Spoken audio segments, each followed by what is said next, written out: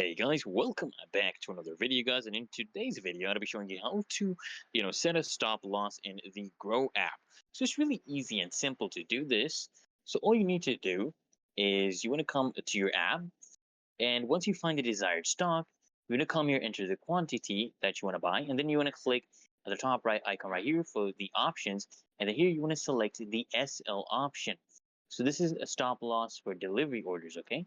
This one, and then just press on continue. You can choose if you want it for a day or year or whenever. And then if you want to do stop loss and intraday orders, okay, so when you're ordering, guys, you want to enter the desired quantity for the desired stock you want, and then what you're going to do, click again up here at the top right, and then, guys, what you want to be doing is you want to do a sell order, so stop loss, and you want to enter the desired amount, okay, and then just click here for the settings, and you want to choose SL order and press continue.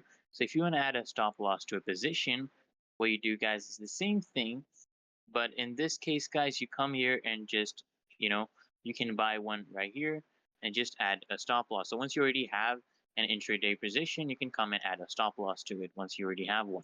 So it's literally that easy and simple, guys. So I hope this video helped you out. If it did, guys, consider smashing that like button as well as subscribing to Find Your Solution. And I'll see you guys in the next one.